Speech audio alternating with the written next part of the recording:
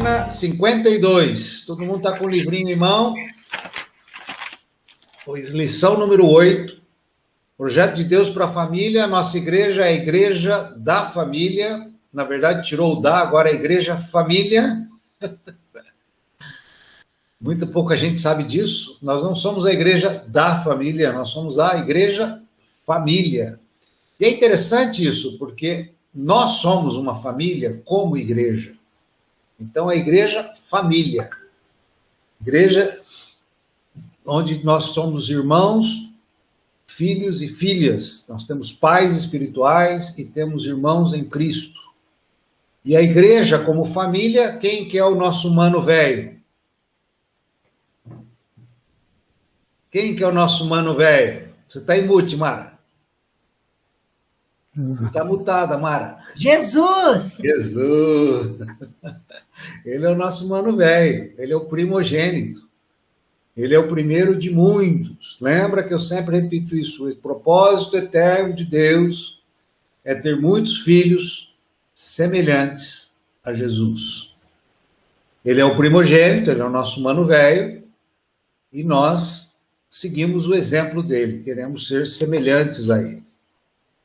Tá? Então, aqui, quando fala de família, a gente vê que Deus tem no coração dele uma família.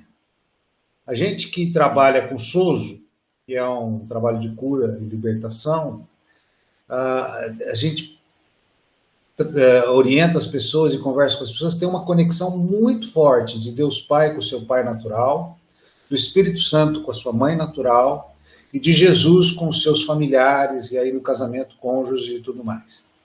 São as relações pessoais. E é muito forte isso, é impressionante. Quando as pessoas, por exemplo, têm um pai ausente, ela tem uma relação com Deus que ela tem dificuldade de conexão, porque ela acha que Deus está distante. Ela acaba fazendo uma transferência, quase que inconscientemente, para Deus daquela relação que ela tem. Se ela tem uma relação com a mãe muito próxima, ela tem um contato com o Espírito Santo mais forte do que com Deus Pai. E assim, as três pessoas da Trindade atuam nesse processo de família. Então a gente percebe que Deus é família desde o princípio. Deus age em família desde o princípio. Tanto é que ele começa a história num casamento de Adão e Eva e ele vai terminar a história num casamento de Jesus com a igreja. Toda a Bíblia é família. Toda a história da Bíblia é família. Então, assim, igreja, família, está no coração de Deus, é a essência do coração de Deus, é a estrutura do coração de Deus.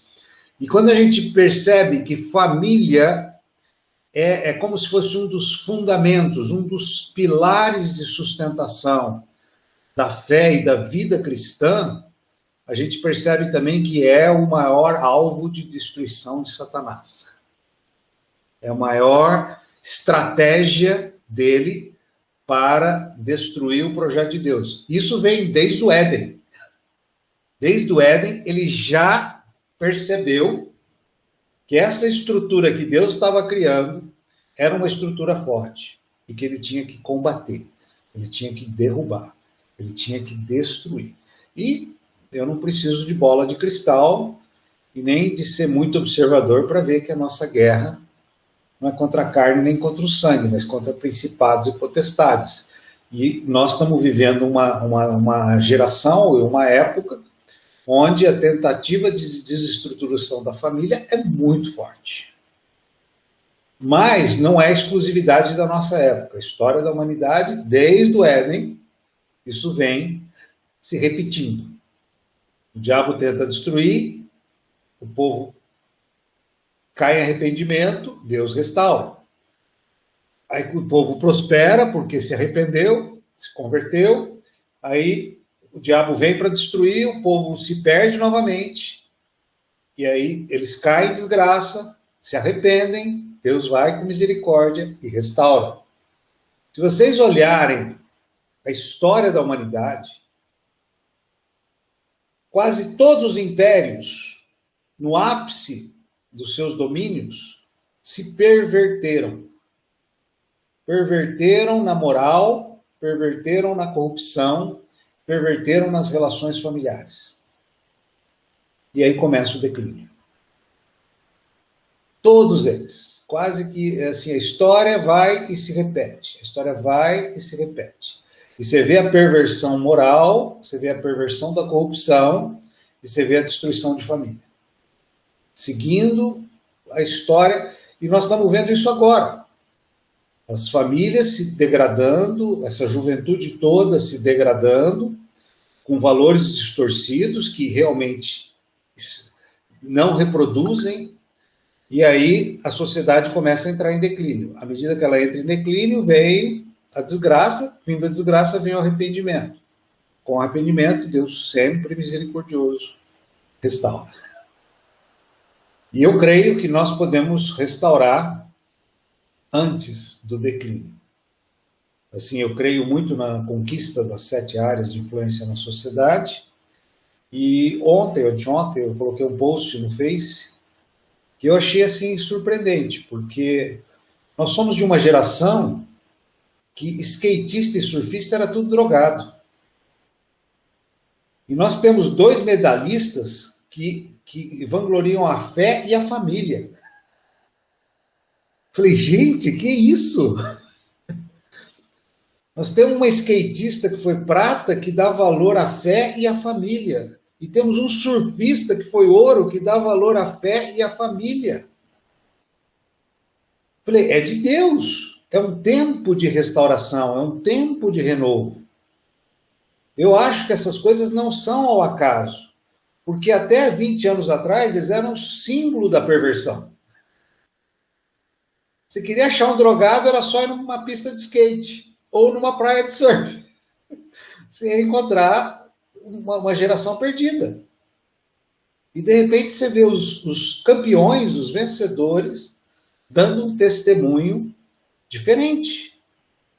Isso para mim é um agir de Deus na nação brasileira, porque não é um caso isolado de 2 pessoas, mas é algo que está acontecendo nos ares, no mundo invisível, que quem tem olhos veja, quem tem ouvidos ouça. Quem não quer ver não vai ver de jeito nenhum. Ao contrário, vai se enraivecer. Mas é gostoso de ver. É legal ver isso. Nós estamos vivendo, eu estou falando isso para vocês hoje, coisas que aconteceram essa semana. Não é a história de que eu tive uma visitação de Jesus e falou para mim que o Brasil, no ano de 2021... Não, nós estamos vivendo isso. Está acontecendo. Isso é muito lindo, viver o dia a dia, viver os fatos. Acontece alguma coisa em Israel, você fala, opa, aconteceu essa semana, o que quer dizer? Israel, para mim, tem muito a ver com o relógio do mundo. Aliás, eu acho que no mundo tem um relógio. E o relógio tem 2 ponteiros. Um é Israel. E o outro é a igreja. A hora que os 2 ponteiros se unirem e olharem para o céu desce à terra. Isso é elucubrações minhas, tá? Mas eu acho que esses 2 ponteiros, uma hora, vão se unir para o alto e Jesus vai voltar. Então, assim, são coisas que às vezes eu vejo, leio uma notícia, leio outra, e Deus está agindo, Deus está fazendo. Então, só para a introdução de um capítulo que eu acho que é uma das bases da nossa fé, já falei de várias outras, nós tratamos de aliança, tratamos da palavra de Deus, vamos tratar da família, são tudo bases, estruturas da fé da igreja família cristã. E aqui começa com o versículo lá de Gênesis, por isso deixa o homem, pai e mãe, e se une à sua mulher, tornando-se os 2 uma só carne. Para quem que Deus dá essa instrução? Para o único cara que não teve sogra.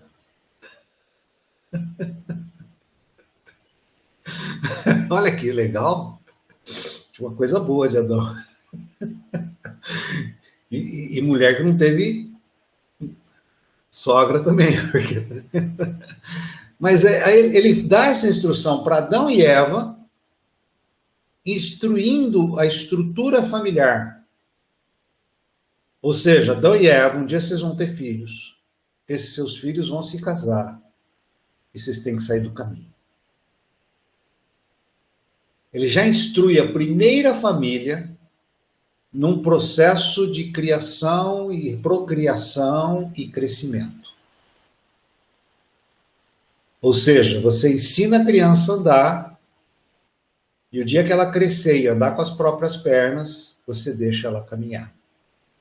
Até esse momento você cerca, protege, ampara e ensina. A partir desse momento, ela anda sozinha. Ou seja, Deus estava criando uma estrutura que se autogeria, se autorreproduzia e poderia continuar, perpetuar, sempre com o ensino e com condições. Porque o ser humano, ele nasceu dependente. Usado que um bebê de alguns animais sobrevive, mas o ser humano não. A maioria dos mamíferos não. Assim, nós nascemos sob dependência. A criança, até uma determinada idade, ela morre se ficar abandonada. Então, nós temos vínculos afetivos, mas também crescemos. E também temos que ser soltos alguma hora. E é interessante essa coisa de soltar também, de soltar as rédeas e deixar ir. Que, por exemplo, os pais que protegem demais seus filhos é como uma muda embaixo de uma copa de árvore. Ela não cresce, ela fica mirrada. Não, mas protege do sol. Protege, só que não dá crescimento. Tem hora que tem que deixar queimar. Tem hora que tem que deixar ralar. Tem hora que tem que deixar errar. Tem hora que tem que deixar andar sozinho. Então, assim, muita proteção também estraga. Então, deixará o homem, seu pai e sua mãe, para se unir à sua mulher. Isso, assim, é sério. Tem muita gente, hoje em dia, principalmente, questões financeiras, questões pessoais, que fica nessa dependência eterna. Existe uma geração que passou a ser tipo esteio, né? Os pais sustentam os pais e sustentam os filhos, né? Os filhos não conseguem crescer e os pais idosos se aposentam muito mal e não conseguem sobreviver. Então fica uma geração que tem que sustentar duas gerações. E aí cria uma dependência que distorce, inclusive, também vem por uma estrutura que possa ser abalada das raízes familiares, do propósito de Deus. Então, assim, deixar pai, deixar mãe, há dois propósitos. Um é desenvolver a autoridade e o outro é desenvolver a submissão. E eu quero deixar claro aqui a palavra submissão, que arrepia muitos, que submissão não é subserviência. Submissão não é obediência cega. Aliás, subserviência e obediência cega são pecados. Submissão é estar debaixo de uma missão. Isso é muito importante. Porque, por exemplo, a gente vê muito essa questão da submissão, e a igreja abusa demais disso, principalmente alguns pastores. Não, porque eu sou autoridade, porque a Bíblia diz isso. Mentira. A Bíblia não coloca ninguém sobre ninguém. Domínio e controle é comparado a pecado de feitiçaria. Nós somos homens e mulheres iguais. Na estrutura familiar, você tem uma estrutura dada por Deus de administração. E esses papéis não podem ser trocados. Então, Jesus é o cabeça e o homem representa Jesus para proteger, para suprir, para trazer paz, descanso e amor para a esposa. Então, a submissão dela é estar debaixo de uma missão de Deus. A missão maior é servir a Deus. Se o marido que está aqui cobrindo ela sai desse veículo da missão, ela não tem que obedecer ele. Ela tem que continuar obedecendo a Deus, porque a missão é Deus. Enquanto ele está de guarda-chuva, ela recebe essa cobertura, essa proteção, esse amor, esse amparo. No dia que ele deixou de estar debaixo da missão de Deus, ela segue a Deus, não mais a ele. Vamos supor que eu, como pai, meu filho tem que submeter a mim. Aí eu, como pai, quero que ele, com 13 anos, tome um golinho de pinga. porque eu sou autoridade sobre ele e eu quero que ele experimente pinga. Aí, se ele é um menino temente a Deus, ele fala, não, isso é legal, não está certo. Eu não tenho que te obedecer, porque você não está debaixo da cobertura de Deus, você se desviou. Aqui você está sendo instrumento de potestades e não instrumento de Deus. E se o meu coração é servir a Deus, eu prefiro te desobedecer e continuar submisso a Deus. É doido? Na verdade, você nunca ouviu isso, né? Não, eu que mando nessa casa e fim de papo. Aí a mulher vai se afundando, porque diz a Bíblia, o pastor falou isso, então é isso que nós temos que fazer. Não, isso não é uma verdade de Deus. É uma verdade que os homens criaram. Então você vai ler a palavra, você vai entender que submissão é estar debaixo de uma missão. A obediência cega não é submissão, é subserviência. Subserviência é domínio e controle. Domínio e controle é comparado a pecado de feitiçaria. Ou seja, a pessoa deixou de ser o canal dos céus para ser um canal de principados e potestades. E a pessoa que está ligado aos céus, ligado à missão, não vai seguir aquilo que está fora da missão. Capite? Vamos em frente. Então, desde a criação, Deus já começa a colocar ordem das coisas. Ele já começa a dizer que vocês têm que romper o cordão umbilical com os pais, se unir à sua esposa. Por quê? Porque quando um homem e uma mulher se unem, eles se tornam uma só carne. Ou seja, isso tem um significado no mundo espiritual muito forte, apesar de ser algo natural, uma relação sexual. Mas no mundo espiritual, isso significa fluxos.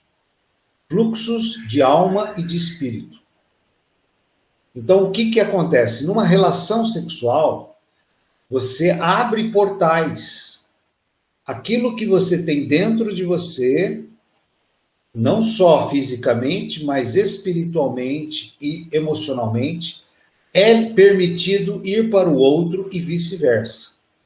Quando a gente começa a entender como as relações sexuais acontecem no mundo espiritual, a gente entende o mal que isso pode trazer num casamento quando um homem ou uma mulher pula cerca. Ela abre um espaço de legalidade, e eu diria aí nesse caso de fluxo de demônios, e traz esse fluxo todo para dentro de si, para dentro do casamento e para dentro da casa. E depois, fatalmente, não vai entender alguns eventos que vão acontecer na relação ou na família. Porque, na verdade, uma porta foi aberta, ou foi escancarada do mal. E aí você permite um monte de coisa. E começar a entender essas questões ajuda a gente a entender muito do que acontece no mundo natural, consequência de uns desvios de conduta no mundo espiritual. E o diabo sabe muito bem disso, e ele sabe como manipular essas coisas para trazer aquilo que é o objetivo maior dele: roubar, matar e destruir. Vocês repararam que a gente tinha poucos problemas com o diabo quando a gente não era de Jesus? Por quê? Porque a gente já estava no mundo dele. Ele já entrava no corpo da gente e já fazia da gente gato e sapato do jeito que ele queria. Mas o dia que você aceita Jesus e é selado pelo sangue e entra no propósito eterno de Deus, você se tornou inimigo dele. E o maior propósito dele é realmente destruir os filhos de Deus. Esse é o objetivo maior dele. E Deus veio para resgatar os seus filhos. Então, assim, quando a gente aceita Jesus, a gente começa a entrar num processo de ser inimigo de Satanás. E eu quero realmente, se eu tenho um objetivo na minha vida, é que eu seja conhecido no reino das trevas. Que eles possam falar de mim. Imagina, gente, você pegar assim, uma figura bíblica que é horrível a história, que é Jó, mas você imagina que o diabo foi lá para Deus e fala assim: ele só é assim porque você é bonzinho com ele. Quer dizer, o cara era tão bom que incomodava o inferno. Então, assim, se existe alguém que possa incomodar o inferno, tomara que eu seja. Tem a história de uma mãe que foi estuprada e ela engravidou. Essa é uma história verídica. Eu só não tenho aqui anotado o nome das pessoas. Mas eu sei que ela engravidou e aí ela tinha direito ao aborto. Ela falou, não, uma vida não se tira. E ela aceitou aquela criança, mesmo tendo sido fruto de estupro, de traumas e tudo mais. E o dia que a criança nasceu, ela pegou a criança, levantou para o alto e falou, e olha as frases dessa mãe: Satanás, essa vida aqui vai destruir o teu reino. Ela foi criada para fazer um estrago no inferno. E de fato esse rapaz virou um pastor, virou um evangelista na África e converteu muitas e muitas pessoas. Então, assim, só estou citando isso porque às vezes a gente fica tão preocupado em ser conhecido de Deus, mas acho que é muito melhor quando a gente é conhecido das trevas, porque a gente tem o poder de derrotá-los e temos que saber que nós temos esse poder. E o diabo só começa a realmente se incomodar com a gente quando ele sabe que ele não vai ganhar a luta da gente. Aí a gente começa a ser um incômodo para ele. Então esse é o estágio melhor que a gente possa chegar. Não ser conhecido de Deus. Lógico que Deus conhece todo mundo, conhece cada fio de cabelo nosso, conhece melhor do que a gente possa pensar ou imaginar. Mas passar a ser conhecido das trevas é muito melhor. E assim, é lógico que quando a gente vai começando a ser instrumento de Deus na Terra, e o diabo vai começando a querer derrubar a gente, ele conhece as estratégias, mas Deus também nos protege de muita coisa no mundo invisível que a gente nem imagina. Eu, por exemplo, tenho uma história muito louca, que até hoje eu não entendo muito bem o que aconteceu. Eu sei que a gente tinha aqui em casa uma funcionária e precisava de uma faxineira, pelo menos 2 vezes por semana, 3 vezes por semana, porque a casa era grande, tinha muita coisa para fazer. E aí alguém indicou uma que era evangélica e tal, e veio uma moça relativamente bonita e se apresentou como evangélica e tudo mais, aí a minha mulher contratou ela. E assim, aconteceu um negócio muito esquisito. Primeiro dia que eu passo do lado dela, eu não sei que perfume que ela usava, mas me deu ânsia de vômito. E aquele perfume, toda vez que eu via ela, eu ficava longe dela. Eu me afastava dela, porque eu tinha mal-estar de estar perto do perfume dela. E ela começou a faltar um dia ou outro, depois vinha toda machucada, porque apanhava do marido. Eu achava estranha aquelas histórias. Eu falei, pô, ou você larga esse cara ou você larga esse emprego, porque a Silvia começou a ficar com medo que o marido era bandido, que podia assaltar a casa. Só que ela não largava o cara e nem largava o emprego. Aí um dia nós resolvemos despedi-la. E aí ela entrou na Justiça Trabalhista, nós fomos na Justiça Trabalhista, tinha todos os recibos, tinha tudo certinho, mas ela foi vestida no Ministério do Trabalho profissionalmente. Até assim, eu fiquei chocado. Aí eu percebi que ela era prostituta e que o marido era cafetão. Aí quando eu vi aquilo, eu falei assim, meu Deus, essa mulher ficou 2 anos na minha casa. E o diabo mandou ela lá para me seduzir. Só que Deus colocou no meu nariz um asco a um perfume que eu nem sei que perfume é. E eu nunca consegui sequer chegar perto dessa moça. Então, assim, tem coisas que a gente também depende da graça de Deus. Porque Deus também nos guarda e nos protege daquilo que a gente nem imagina. Então, assim, fique tranquilo, que se você estiver incomodando o inferno, vai vir anjos de Deus para te ajudar também. Você não está sozinho nessa luta. Deus também te protege. E aí foi curioso, porque ela não tinha direito a nada. E aí o juiz falou, mas o senhor não oferece nada? Né? Eu falei, não, ela não tem direito a nada. Aí meu advogado estou falando, dá uns 300 para a moça. Eu falei, não, mas ela não deve. Ela falou, pô, para, o juiz está querendo que você faça o acordo. Vai ter que, ela talvez entre com recurso. Eu falei, tá bom, então dá uns 300. Aí cobrava, porque a advogada dela levava 30% ainda. A advogada ficou cobrava, todo mundo cobrava, aí resolveu o assunto. Mas a história toda é curiosa, como que às vezes você é protegido daquilo que você nem imagina. Você nem faz ideia do que possa está sendo colocado e pode destruir sua vida toda e deixar traumas. E a gente sabe que tem filhos que possam se perder por causa de um evento desse tipo. Então tem milhões de consequências por causa disso. Deus não faz nada por acaso. A pessoa fala, pô, mas sexo é tão bom, por que só depois do casamento? Porque ele foi feito para o casamento. E Deus não quer tirar o seu prazer, ele quer cuidar de você, ele quer te dar muito mais prazer nas coisas que você faz do que aquilo que você acha que dá prazer. Porque as coisas de Deus são muito melhor. Está cheio do Espírito Santo, é mais gostoso que qualquer droga. Pode falar o que for, eu já provei disso. E é muito mais interessante. E o efeito colateral é muito melhor. Não há nenhum sentimento ruim depois de você receber uma eletricidade do Espírito Santo. Tá? Então, assim, e é interessante que essa unidade que ele cria no casal, ele também cria com poder. Quando há unidade entre marido e mulher, e é interessante porque a gente fala assim, não, o amor morreu no casamento, né? Como, acabou o amor.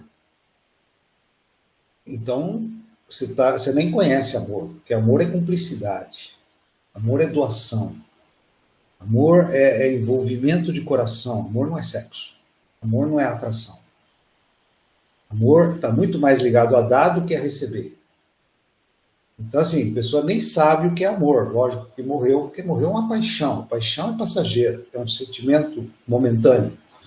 E ele passa. Depois da conquista, ele acaba. Ele só é o impulso para a conquista. Depois da conquista, perdeu o sentido. Pode ser a maior deusa do mundo, ela acaba. Tá?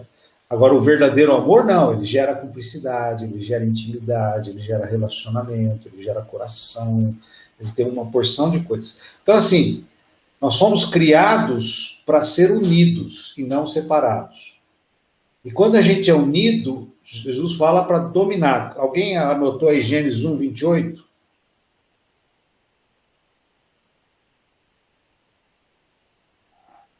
Vamos lá. Gênesis 1, 28. E Deus os abençoou. Epa, peraí, sumiu minha tela aqui. E Deus o abençoou, e Deus lhe disse: frutificai e multiplicai-vos, enchei a terra e sujeitai-a, e dominai sobre os peixes do mar, sobre as aves do céu, e sobre todo o animal que se move sobre a terra.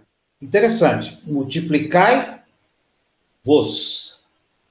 Ele não deu uma ordem a Adão. Ele deu uma ordem a Adão e Eva.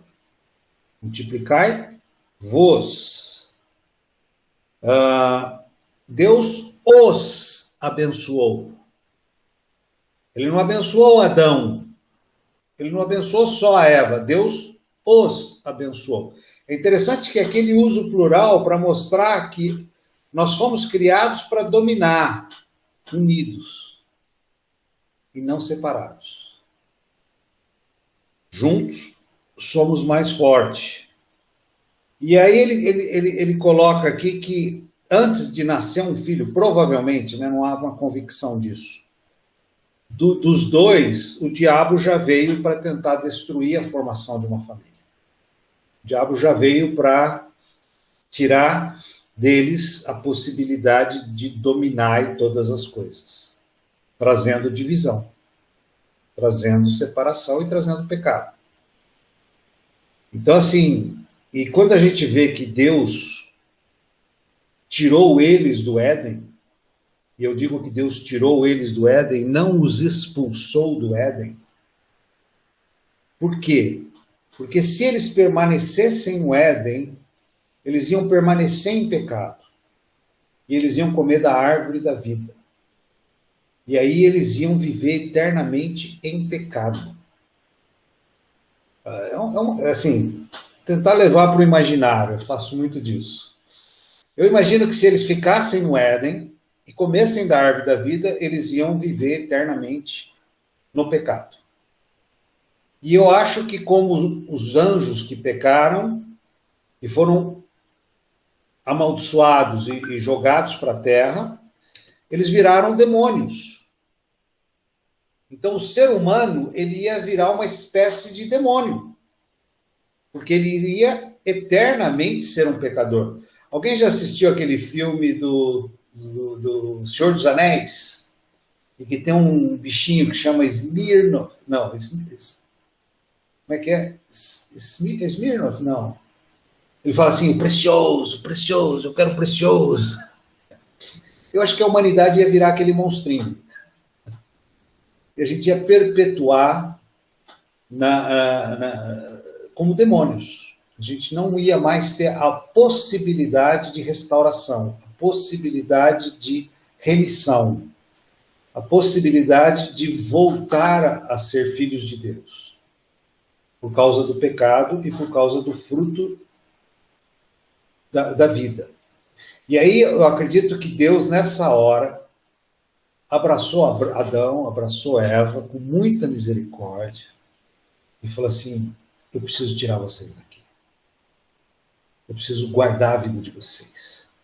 Eu preciso poupar vocês para que vocês não se percam eternamente. Porque antes da fundação do mundo eu tenho um plano para os filhos de vocês que virão em pecado.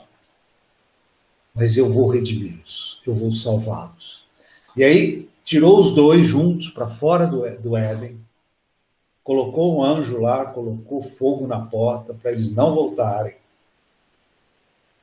E aí já fez o primeiro sacrifício de animal, sacrificou sangue, derramou sangue para colocar uma tanga no Adão e um biquíni na Eva, de pele, para proteger já da vergonha, já proteger dos sintomas do pecado. Mas eu acho que não foi um ato de castigo, não foi um ato de maldade, ao contrário, foi um ato de amor de Deus, para que eles não virassem o que os anjos viraram. Para que eles não tivessem o destino que os anjos caídos tiveram. E que um anjo de luz virou Satanás, e que isso não acontecesse com o homem. Então, assim, é lindo imaginar que o projeto de Deus era a família, e o diabo tentou destruir a família, e Deus ainda assim o guardou, sabendo que Adão e Eva ia gerar um filho que não era mais a imagem de Deus, mas a imagem deles pecador, mas como eles não comeram da árvore da vida, ainda viria um Redentor para resgatá-lo para o jardim do Éden, para comer da árvore da vida e viver eternamente. Uhul! É lindo. É sobrenatural. Então, assim, casal, família, homem e mulher pertence a Cristo. Tudo é vosso, né? Lá em Coríntios fala, voz de Cristo e Cristo de Deus, né? Então, os papéis de cada um é designado por Deus, não porque Deus quer colocar a gente dentro de uma armadura de procedimento, não, porque Deus quer que a gente exerça o papel correto para ser feliz na terra, para poder desfrutar do jardim em vida terrena, não só na eternidade. Porque os filhos de Deus têm o Espírito Santo dentro de si. A gente pode trazer o jardim para dentro de nós. A gente pode... Jesus, quando suspirou, o véu foi rasgado de cima e embaixo. Nós fomos reintroduzidos ao Santo dos Santos, que é a figura do Éden, a figura da presença de Deus, a figura onde Deus fala do meio das asas dos querubins. Isso é lindo, isso é lindo. Então, assim, a gente entender essa questão toda, aí a gente entende por que o casal é uma só carne. No natural, a gente vê muito disso. Você pegar casais velhinhos, que já estão há 40 anos casados, você percebe que as implicâncias são as mesmas, os prazeres são os mesmos. É legal isso.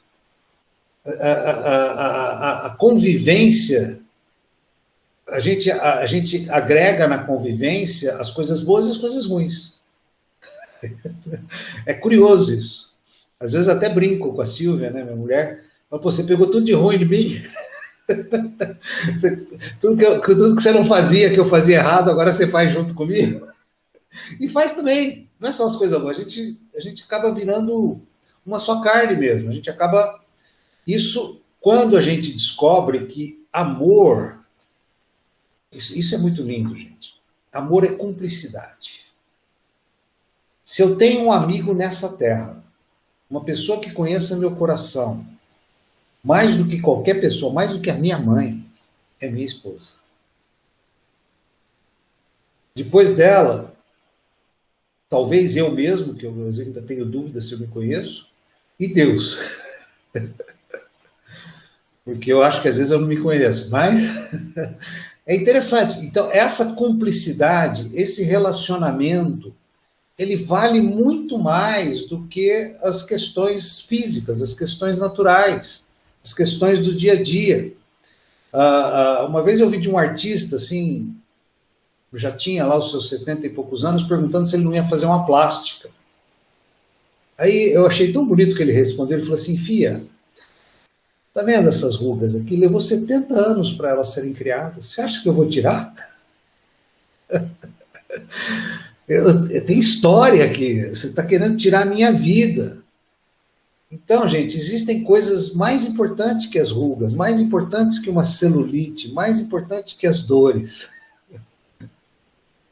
Existe cumplicidade, existe interação, existe transparência. O casal jovem, eu sou mais velho, a gente evolui. Evolui mesmo, não retrocede, não, evolui. Pô, mas vocês estão muito ranzinhos. Não, não é ranzinhos, é mais sereno. Sei lá, mas com Deus a gente cresce. É interessante, assim, que é que nem voltar a ser criança. Eu quero ter um coração de criança, mas eu não consigo voltar a ser criança. Eu cresci. Então, é um processo que não tem volta. Tá? E o que eu acho mais interessante olha lá no final da página 53, ele fala do crescimento, construindo um relacionamento. E aqui, sempre que a gente fala da visão de Deus, ela é o contrário da nossa visão natural humana. E a gente, por exemplo, hoje, se olhar a sociedade, que a gente vai falar aqui namoro, noivado e casamento, eles funcionam de um jeito completamente contrário de Deus. Namoro é o ficar, o noivado é o tentar tirar um pouco mais, e se casar, eu quero um contrato bem feito, porque se não der certo, tem cláusula de separação. Então, assim, a visão do mundo hoje ela é muito ruim. Só que a visão de Deus é o contrário. É que nem a gente fala de corpo, alma e espírito. A Bíblia fala de espírito, alma e corpo. Então, quando eu falo de ajustamento primeiro na área espiritual, eu estou falando que namoro é um relacionamento platônico. É o amor ágape, é o amor divino, é um sentimento profundo do espírito e não da carne. Então, o que deve atrair as pessoas, e olha que diferença, o que tem que dar o tchan, o que dá aquela liga, o que faz aquela conexão, porque quando a gente gosta de alguém, é estranho, não é? Porque, às vezes você gosta de uma menina que não é mais bonita, mas ela tem um sorriso diferente, ela tem um jeitinho meigo, ela tem um charme, um ó do borogodó, um quê de não sei o quê. Ela tem um encantamento que é o tchan. Mas esse tchan, ele não é carnal, porque nem sempre a menina é bonita, mas é o sorriso dela, é o jeito dela, é a maneira dela se comportar. Então, isso é uma conexão de espírito. Isso é uma conexão maior do que simplesmente a atração física. E é gozado, essa geração é um pouco diferente da minha. Na minha geração existiam as deusas da televisão, né? Essa geração não tem mais deusas e deuses, né? Do Olimpo, né? Tinha aquelas musas, assim, a Bruna Lombardi, o cara falava de boca cheia, aquela figura fenomenal. Agora não existe mais. Acho que é tanta plástica, é tudo tão igual, que as pessoas acabaram não tendo mais assim, presenças que atraem tanto, né? Mas, assim, a relação do namoro, a relação do primeiro contato, ela não é mais por essa atração física, ela tem que se dar por essa atração de espírito, essa conexão de espírito. Então, assim, um relacionamento não tem sentido ficar, porque o ficar é um desgaste, o ficar é uma noite de prazer que costuma ter um gosto amargo no dia seguinte, ou é uma noite de desprazer que costuma causar feridas no dia seguinte. É basicamente o que sobra. É como Esaú com um prato de lentilha. Esaú morrendo de fome, viu o irmão fazendo um prato de lentilha, e ele voltando da caça, cansado, morrendo de fome, aquele cheiro do prato de lentilha, vendeu a primogenitura por um prato de lentilha. Ou seja, ele vendeu o futuro dele por um prazer de 10 minutos. É isso que faz, às vezes, uma relação sexual. Uma noite nada mais. E você acaba vendendo a sua vida da paz por um portal de legalidade que pode te custar a primogenitura. E primogenitura, nesse caso, era herança, eram alguns direitos que o primogênito tinha. Então, assim, existe um preço por esses 15 minutos de prazer, por essa sedução passageira. E, normalmente, no dia seguinte, esse gosto da lentilha fica amargo. Essa noite que parecia ser fantástica, ela é uma ressaca. É que nem eu encher a cara, né? No dia seguinte, você acorda maus. Então, Deus não faz essas coisas e não fala para a gente essas coisas para nos torturar. Não, ele fala assim, olha, a fórmula da felicidade é essa. E aí a gente vive numa sociedade que a gente começa a fazer um meio de campo para tolerar o pecado, porque, na verdade, se você não fizer isso, você é anormal. Porque se você não aceitar que todo mundo faz, então você é problema. Se você não deixar seu filho trazer os amigos no quarto dele, você é um zumbi nesse mundo. Sinto muito, a casa é minha, as regras ainda são minhas. Não vou permitir que certas coisas façam ainda debaixo do meu comando. Enquanto eu tiver alguma autoridade. Lógico que em determinado momento a gente não tem. Mas o importante não é a regra, o importante é o princípio, é a razão de ser das coisas. E as pessoas são adultas e entendem. Então, quando a gente vê aqui namoro, a gente começa a pensar que namoro está muito mais além do que pegar na mão. Está numa relação da sua vida. Por exemplo, qual é o projeto de Deus para a sua vida? Ah, Deus me tem um chamado para ser missionário na Etiópia. Tá. Aí você tem um tchan para um rapaz que tem um chamado de Deus para ser um executivo de uma multinacional. Não vai dar certo. Não vai dar certo. Porque se um tem um chamado para ser missionário na Etiópia e o outro para ser diretor da IBM, alguém vai ter que não cumprir o propósito de Deus. E Deus não faz isso com a gente. Então, assim, começa por um princípio de que Deus quer de mim. E que Deus quer da pessoa da qual eu estou achando que deve ser o meu futuro relacionamento. Então, assim, essa comunhão, ela tem que começar no diálogo desde o princípio. Ela tem que começar na oração, na busca da graça de Deus, na busca do propósito de Deus, desde o começo. Porque a chance de errar se eu ajusto desde o começo é muito menor do que se eu não ajustar isso. Aí vem o noivado. Vamos dizer que o noivado já é a conexão de alma. O que é conexão de alma?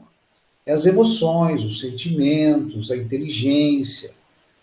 Então, imagina a conexão de alma de um cara que lê 10 livros por mês, de uma pessoa que não sabe ler e escrever, já começa deficitário.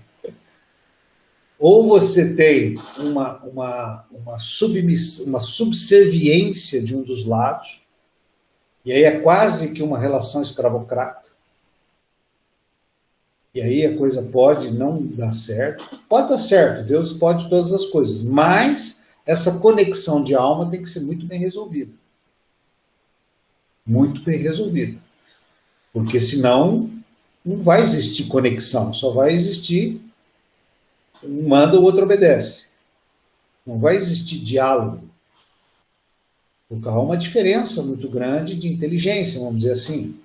Há uma diferença de ambições, de desejos, de projetos. Tudo isso está relacionado ao nosso plano de vida.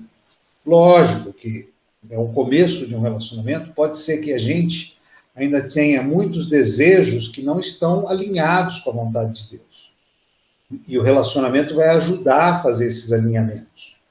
Mas é o momento, estou namorando, estou confirmando que Deus tem um projeto para nós como casal. Às vezes eu até falo assim, você já pegou seu namorado, ou você já pensou assim, fechou o olho e falou assim, aonde eu quero estar daqui 5 anos? Aí você tem uma direção, eu quero estar formado na faculdade, eu quero ter um emprego.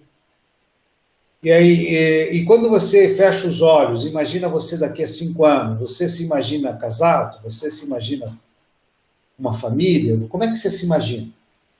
Eu imagino viajando o mundo, eu me imagino solteiro. Pô, então você não precisa namorar. Se é essa a sua visão, já começou errado. Agora, não, se eu imagino casado, então eu estou no projeto correto. Sim, isso tudo dentro do imaginário, e vice-versa. Os dois começam a fazer esse exercício de alma, de desejos, de sonhos, de projetos. Eu me imagino no topo do Empire State Building em Nova York com meu marido, e eu vou estar grávida de 3 vezes. Olha que lindo. É permitido sonhar. Sonhar acordado. Se vai se realizar ou não, eu não sei, mas pelo menos é uma visão caminha para um relacionamento. Então, esse é o noivado, essa é a comunhão de alma, esse é o diálogo, os projetos, o propósito da sua vida. E, por fim, o casamento.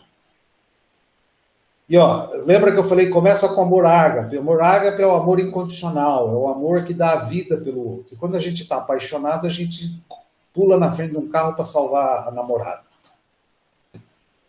O noivado é o amor de alma, é o amor filéu, é o amor de irmãos, é o amor de proteção, de companheirismo, de ombro a ombro. E, por fim, o casamento. E aí sim, o casamento é coroado com eros, com amor carnal, com amor de comunhão, com a relação sexual. Assim, se eu, quando era jovem, soubesse disso, eu tinha me poupado de tanta dor de cabeça. Eu tinha evitado tanta coisa desnecessária. Mas eu não sabia, hoje eu sei. E assim, ensino os jovens que isso é importante. Alguns seguem, outros não. Não tem problema, a gente é pai. Se um filho se perde, se um filho quebra a cara, a gente vai pegar os caquinhos e vai botar a cola e vai tentar restaurar. Porque a gente é pai. Mas se eu puder poupá-los, se eu puder dar a eles um entendimento um pouco maior da dimensão das feridas que eu vou estar evitando para o futuro, eu posso pegar essa xícara de porcelana e mantê-la inteira, não remendada. Mas o nosso Deus é um Deus que perdoa e restaura. E eu acho interessante como a sociedade cria figuras que a gente capta e até às vezes usa como exemplo. Uma vez falaram assim que o pecado é como um prego na madeira. Quando você pede perdão, você tira o prego, mas o furo fica. E eu digo o seguinte, meu Deus é tão bom, ele restaura até o veio da madeira. E você não vê nem mais a marca do prego. E eu conheço fatos reais na igreja aqui de São Paulo, do pastor Dirceu, de uma prostituta que se converteu. E Deus restituiu o ímen dela. Acreditem se quiser. Acreditem se quiser. Já faz 14 anos isso. E agora ela está namorando. Meu Deus restitui a veia da madeira. Ele não deixa aquele prego martelando a sua vida, cobrando de você o erro que você cometeu. Ele lava com o sangue dele, ele limpa tudo.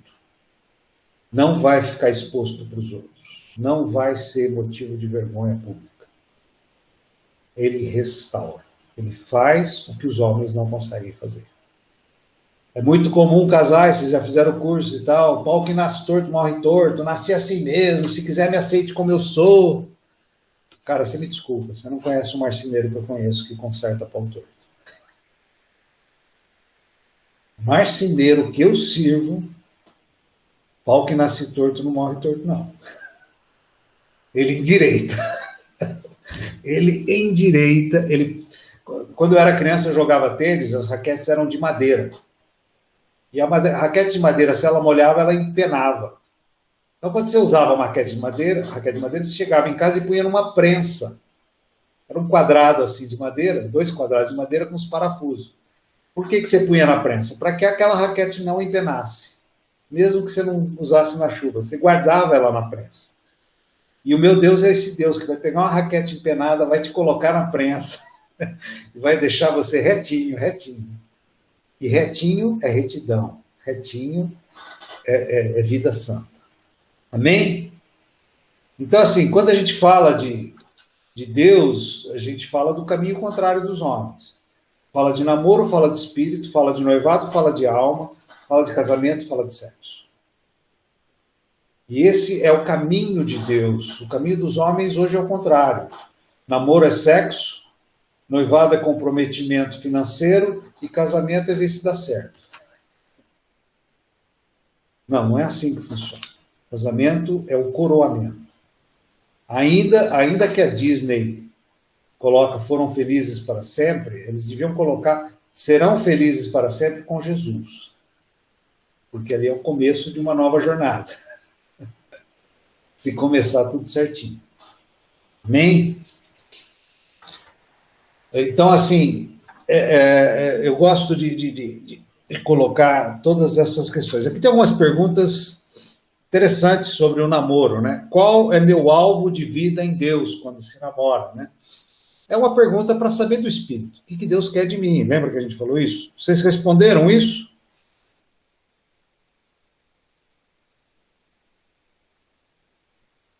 Não, mas independente da resposta, interessante é a segunda pergunta, que é uma pergunta que tem que fazer para namorar. Qual é o alvo do outro? Porque se você souber o alvo do outro, você vai ver se o seu se encaixa. E é muito legal isso. Por exemplo, eu conheço pessoas que são líderes natos.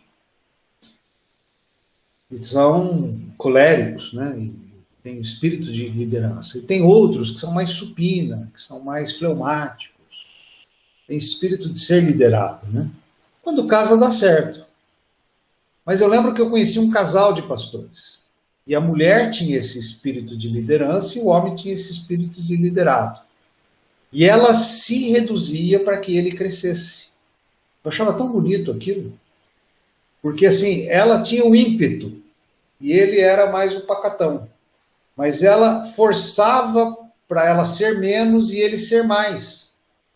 Gente, isso é casamento. Isso é unidade.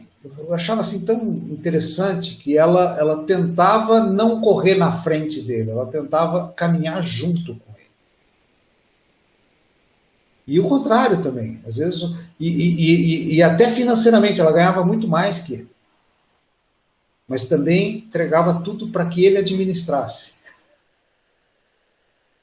Para que ele pudesse cumprir o papel dele como autoridade, como domínio, como cobertura, suprimento e tudo mais.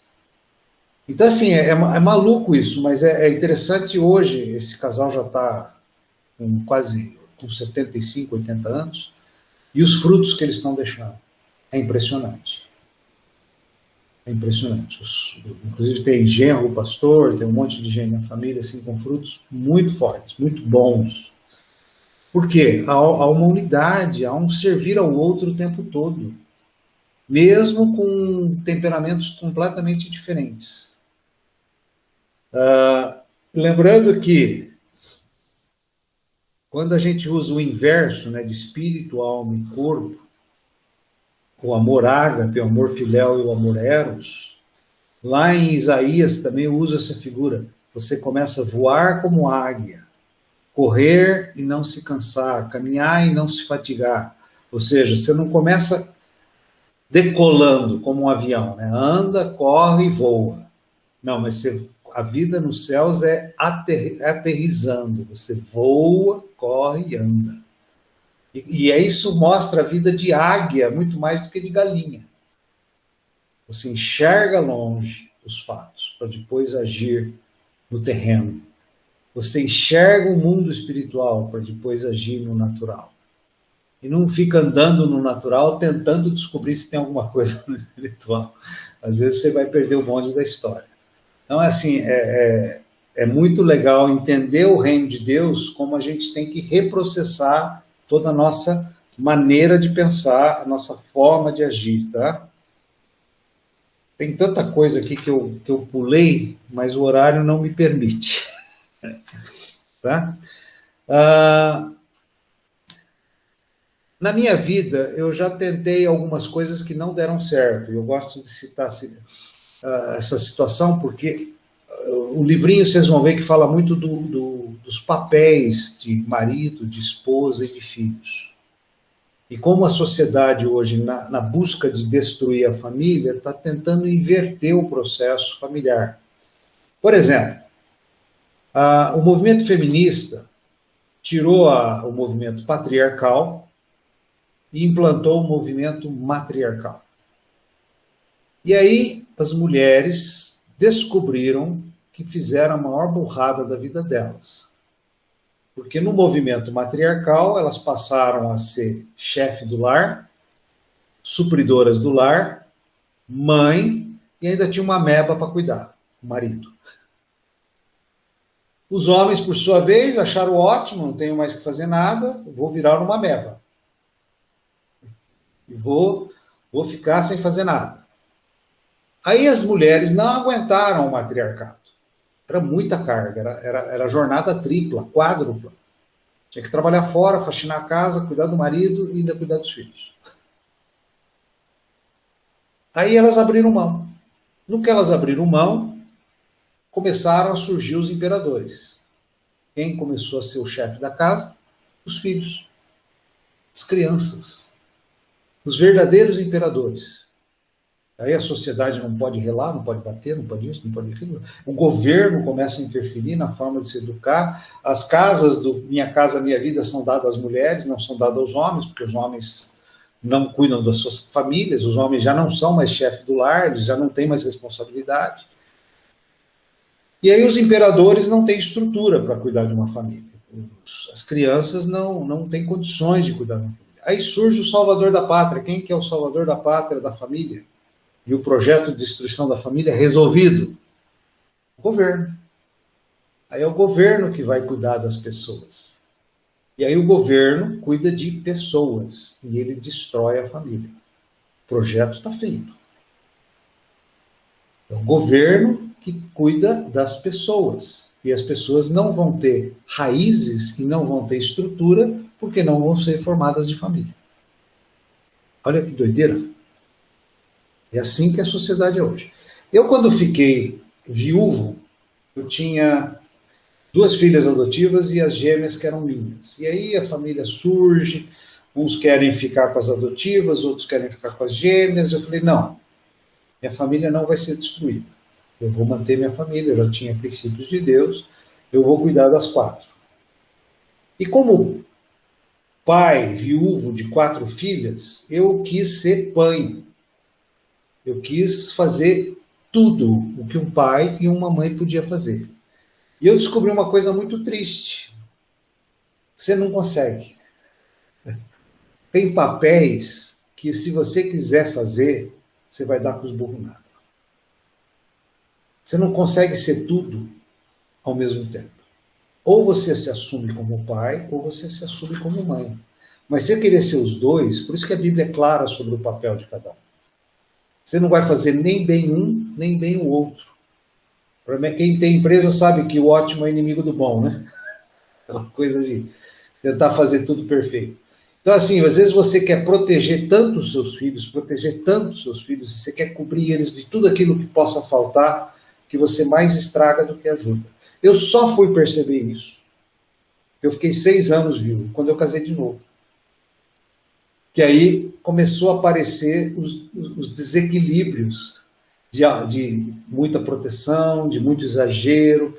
Então, assim, não existe pai, porque você não vai ser nem um bom pai e nem uma boa mãe. E foi legal porque depois que eu casei de novo, as coisas começaram a se ajustar novamente nos seus devidos lugares. Não porque minha esposa é maravilhosa, ela é mesmo, mas porque também tive, nesse período todo, mentores, pastores, pessoas que me orientaram e que me ajudaram a ajustar essas coisas e restaurar os erros que a gente comete. Então, assim, e aí quando eu falo de cumplicidade, gente, quando você fica sozinho, quando você fica viúvo, quando você se separa, tem situações que você precisa ter um companheiro, você precisa ter alguém para conversar. Por exemplo, eu lembro que eu estava viúvo e as gêmeas estavam indo mal na escola. E aí você fica naquele desespero, que você não sabe se você põe professor, se você põe de castigo, se você tira nota baixa, você para de dar mesada, se você endurece o cerco, se amolece o cerco, se ama, se repreende, e você fica sem saber a medida correta para tomar. E não quer dizer que tem uma medida correta, mas não ter alguém para você falar, o que você acha que nós devemos fazer? Gente, vocês têm 3 casais. Vocês não sabem a bênção que é ter alguém para você fazer essa pergunta. E outra, toda vez que essa pergunta vem, se vocês dois não tiverem a mesma resposta, vão orar. E o Espírito Santo é um só. Então, se um acha A, o outro acha B, vocês têm que achar um A, B que atenda os dois. E aí decide igualmente. Porque se acertar, acerta junto. Se errar, erra junto. O duro é quando um acha uma coisa, o outro acha outra, aí vem o imperador e fala, vai ter que ser do meu jeito. Pronto, se acertou, falou, tá vendo? Falei. Se errou, vem o outro lado e fala, tá vendo? Falei. Isso não é casamento. Casamento é cumplicidade, é decidir junto, abrir mão junto, acertar junto, errar junto. E com filhos, isso é muito sério. A unidade do casal, hoje que nós vivemos essa situação, os meus, os teus e os nossos, e eu sou testemunha disso, nós temos que ter uma unidade entre nós acima dos filhos. Por exemplo, eu tive uma fase de adequação muito difícil no começo do meu casamento, porque tinha enteadas e depois teve filho próprio, e que assim, há uma guerra, há um cabo de guerra de um contra o outro, o tempo todo. Mas assim, mesmo que a minha mulher tomasse uma decisão que eu achasse errada, na frente das crianças eu tomava o partido dela. É uma loucura. No quarto eu quebrava o pau. Mas na frente das crianças, as crianças vão perdendo a força. E elas chegaram a um ponto, porque imagina, né? A madrasta tomou o lugar da mãe delas que morreu e ainda agora está roubando o pai, né? E a Silvia, minha esposa, tinha 4 meninas que ela achava que ia apanhar delas. Assim, você ficava com cabo de guerra o tempo todo. Mas a hora que você toma uma decisão de unidade e elas começam a perceber que estão perdendo todas, e começam a perceber que se quiser me agradar, vai ter que agradar ela, aí você rompe essa guerra. Você quebra o cabo de guerra. Você tira ele do disputa. No meu casamento, você imagina, a Silvia tinha 32 anos, a minha mais velha tinha 17, 18. Então, assim, era uma guerra. Durante 2 anos, a gente teve pastores, mentores sobre a nossa vida. Eu estou casado há 26 anos, quase. Mês que vem vai fazer 26 anos. E desses últimos 24 anos, nós não tivemos mais problemas. Nunca mais. Dos 2 primeiros anos foi muito intenso. Mas a hora que você toma a posição de unidade, você vai quebrando todas as armadilhas que o diabo tenta montar. Então, assim, depois de 2 ou 3 anos, assim, eu não lembro mais a gente ter tido problemas desse tipo. Mas os 3 primeiros anos foram muito intensos. O que eu estou falando com isso? Que essa cumplicidade, esse diálogo diário, essa conversa dentro do quarto, esse acerto entre os dois, tem que ser muito importante. E diante dos outros, dos filhos e tudo mais, principalmente nos casos igual o meu, de eu, os meus, os seus e os nossos, tem bastante hoje na igreja, a unidade do casal tem que estar acima de tudo. Porque aí eles vão se submetendo à autoridade dos dois. Não dá para esse joguete. Criança até natural. O pai chega para o filho e fala assim, filho, obedece sua mãe, depois eu te dou um chocolate. Gente, destruiu tudo. Você acabou com a unidade do casal e deu uma força para o filho para virar um imperador. De manipular os dois o tempo todo.